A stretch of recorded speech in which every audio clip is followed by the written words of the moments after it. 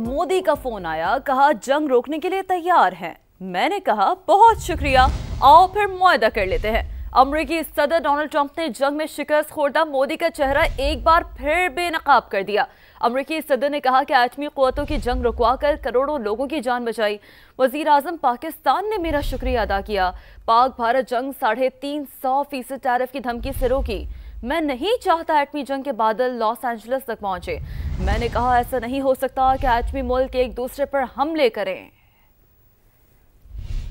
And we're also making history and forging peace, and I've settled 8 raging conflicts, 8 wars. I've settled 8 wars. I have one to go. You know what that one is?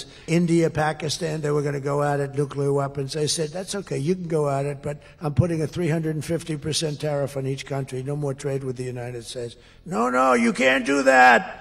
I said, I'm going to do it.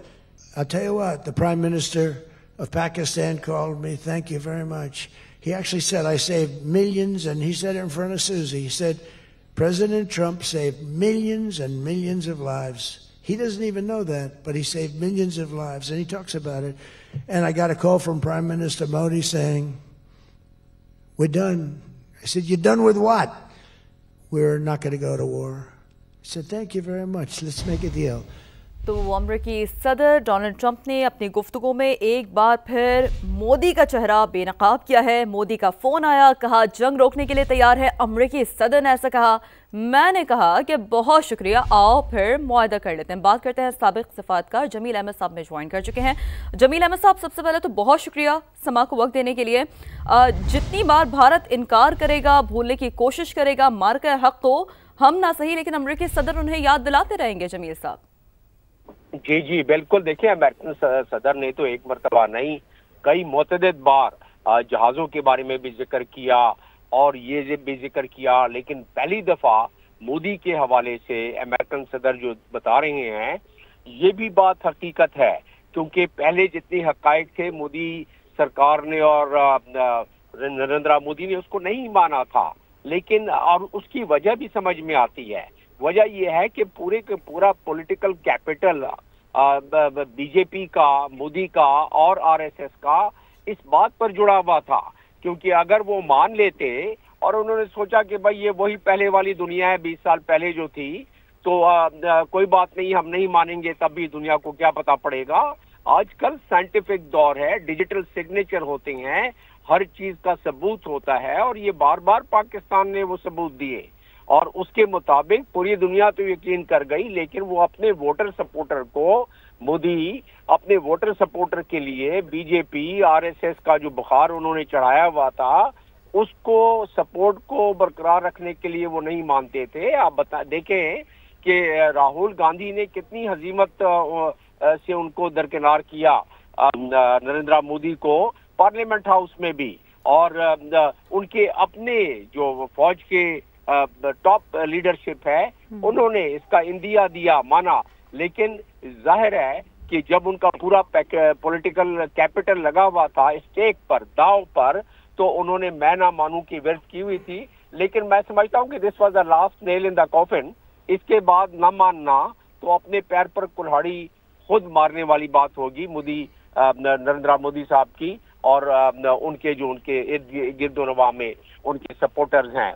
तो ये बात चले हमारी बात को, जो कि हमने अप्रैल 26 में पहली मर्तबा की थी, बड़े ट्रांसपेरेंसी के साथ, जब हमारी पूरी क़यादत, अस्करी और सिविलियन क़यादत मिली थी नेशनल सिक्योरिटी कमेटी के हवाले से, तो जो पहला एलामिया जारी किया था हमने, तो उसमें भी बड़े ट्रांसपेरेंट होके कहा था कि हम, अगर आपने हमारे साथ कोई खिलवाड़ किया, जंग की कोशिश की, तो उसका बड़ा सख्त जवाब मिलेगा। और वो हमने जवाब दे दिया 7 से लेके 10 मई को, और जब उसका जवाब दे दिया उसके बाद फिर हमने मीटिंग करके पूरी दुनिया को बताया एलामिये के जरिए, और फॉरेन ऑफिस ने भी बताया कि हमने क्या किया और हम क्या कर सकते थे। अभी तो हमें दुनिया के कुछ दोस्तों ने, बड़े इंपॉर्टेंट दोस्तों ने हमें रिक्वेस्ट की थी कि भाई बाकी जहाज ना गिराओ। जिस वक्त जहाज हमारे हवा में थे, अगर वो हमें रिक्वेस्ट ना करते और हमारे चीफ ऑफ एयर फोर्स उस रिक्वेस्ट को फौरी तौर पर ना मानते, तो फिर ये उनके और जहाज कोई 10 के करीब पहुंच जाते, 12 के करीब। तो ये तो शुक्र करें कि कुछ दोस्तों की बात हमने उस वक्त मान ली। तो लिहाजा अब ये बात मुसम्मम हो गई, मुसद्दका हो गई। अब इसमें कोई पूरी दुनिया को ये बात तो दुरुस्त कोई है। शक। और जमीर साहब, जैसे कि आपने अपनी गुफ्तगू में कहा ना कि ये किस जोन में है आखिर, क्योंकि अब ना दुनिया आज से 20 साल पहले वाली है, ना दौर आज से 20 साल पहले वाला, आजकल तो डिजिटल दौर है। तो ऐसे में अगर हम देख रहे हैं जो एंटी मुस्लिम पॉलिसीज़ हैं जमीर साहब वहाँ पर भारत में, जिसमें मुसलमानों के खिलाफ एक नफरत को सियासत का ईंधन बनाना, ये एक बहुत मैं समझती हूँ कि एक मोदी का समझें कि एक टारगेट बन चुका है, और इसी बुनियाद पर ये तमाम तर जो हथकंडे हैं वो अपनाए जाते हैं। जमीर साहब देखिए, उन्होंने जो इसी ज़मन में क्या क्या हरकतें नहीं की, क्या क्या हरबे अख्तियार नहीं किए बीजेपी गवर्नमेंट ने, RSS propelled, RSS powered BJP government ने, और वो हथकंडे जिसमें के लेजिस्लेशन चेंज कर दिया, सिटीजन एक्ट लेजिस्लेशन चेंज कर दिया पूरा, और उसके साथ साथ सिटीजन एक्ट बना दिया, उसके साथ साथ माइनॉरिटीज के लिए, न सिर्फ मुसलमानों के लिए, मुसलमानों का तो असली दुश्मन शुरू से रहे हैं बीजेपी और आरएसएस। मैं पूरी इंडिया के अफराद की बात नहीं कर रहा हूँ, वहाँ काफी अच्छे लोग और प्लूरलिज्म पे बिलीव करने वाले अफराद भी हैं, लेकिन जो आरएसएस बेंट ऑफ माइंड है, जो हिंदुवाता बेंट ऑफ माइंड है, उसको लेके सरकार चलती रही, मोदी सरकार। तो ऐसी सूरत में उन्होंने ऐसे लेजिस्लेशन किए जिसमें के मुसलमानों के साथ साथ बाकी माइनॉरिटीज को भी, बिल्कुल बाकी माइनॉरिटीज, इसमें जमीर साहब खालिस्तान वाला इशू भी बड़ा जो है वो जोर पकड़ रहा है। साथ ही मौजूद रहेगा, ये बड़ी अहम गुफ्तगू की है, इसी गुफ्तगू को आपकी आगे बढ़ाते हैं। अहमद सईद मिनाज साहब भी हमें ज्वाइन कर चुके हैं, बहुत शुक्रिया सर समा को वक्त देने के लिए। अहमद साहब, इस बात में तो कोई दो राय नहीं है कि मोदी 12 सर्जिकल स्ट्राइक्स जैसे जो झूठे बयानिए हैं उनको अपने इंतखाबात में वोट लेने के लिए कैश करवाते रहे हैं। तो कैसे दिखते हैं आप? जैसे कि जमीर साहब भी यही बात कर रहे थे ना कि ना तो अब दौर आज से 20 साल पुराना है, सबको पता है, आलमी फोरम्स को पता है कि इस वक्त मोदी का जो चेहरा है मुकम्मल तौर पर बेनकाब हो चुका है। अहमद साहब जी देखिए, इस पर कोई शक नहीं है। प्रेसिडेंट ट्रंप ने एक दफा फिर पाकिस्तान का जो मौक़िफ़ था उसकी तायीद की है, और जिस तरह 7 मई 2025 को हमने ऑपरेशन बुनियाद मरसूस में जवाब दिया था इंडियंस को, उसके दोबारा से प्रेसिडेंट ट्रंप ने जो है उसकी बयान दिया उसके मुतालिक कि किस तरह से हमारे सिर्फ आधे घंटे का जो रिएक्शन था हमारे हतफ मिसाइल और जो हमारे PL-15 और जो J-10C और जो JF-17 हमारे जहाज था जिसने उन्हें रिस्पॉन्स जनरेट किया था, उन्हें रिस्पॉन्स पे न्यू नॉर्मल जनरेट किया था। इसमें कोई शक नहीं कि मोदी दौड़ा था फौरन प्रेसिडेंट ट्रंप की जानिब, और उस वक्त एस्केलेशन लेटर के ऊपर अनकंट्रोलेबल सिचुएशन की जानिब हम बढ़ रहे थे, और उसमें यह था कि किसी वक्त भी खुदा न खास्ता जो है वो न्यूक्लियर एक्सचेंज की तरफ हम ना चले जाएं।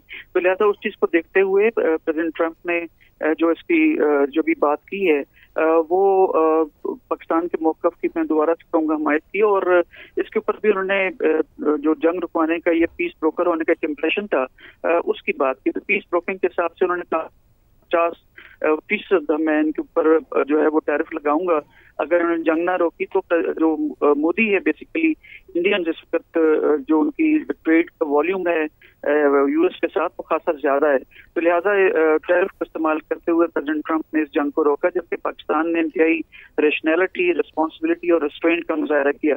प्रेसिडेंट ट्रंप ने खास करके, और कल होने वाला एक कमीशन है जो कि साइनो अमेरिकन इकोनॉमिक और सिक्योरिटी एक कमीशन है, उसने भी इसी बात की तायीद की थी कि कैसे हमने पाकिस्तान के पायलट्स ने जो कि इंतहाई प्रोफेशनल्स हैं और हमारी अफवाज जो कि इंतहाई प्रोफेशनल है, उन्होंने आधे घंटे के अंदर जो फतह मुबीन हासिल की थी ऑपरेशन बुनियाद मरसूस के सिलसिले में, उसको उन्होंने तायीद की। तो लिहाजा पाकिस्तान का मौक़िफ़ पूरी तरीके से दुनिया में इस वक्त उजागर हो रहा है, और अल्हम्दुलिल्लाह हमारी आर्म फोर्सेस की वजह से पाकिस्तान की बिल्कुल दुरुस्त बात है ये बात तो कि पाकिस्तान का जो मौक़िफ़ है पूरी दुनिया में बखूबी तौर पर उजागर हो रहा है। अहमद साहब साथ ही मौजूद रहेगा, ब्रिगेडियर रिटायर्ड हारिस नवाज साहब भी हमें ज्वाइन कर चुके हैं। हारिस साहब बहुत शुक्रिया समा को वक्त देने के लिए। मैं अहमद साहब की ही बात को कंटिन्यू करूंगी कि पाकिस्तान की जानिब से एक बहुत ही रैशनल, बहुत ही रिस्पॉन्सिबल, बहुत ही जिम्मेदाराना, इससे पहले भी जब मार्के हक में पाकिस्तान की जानिब से अब जो सामने तमाम तर सिनेरियो बना।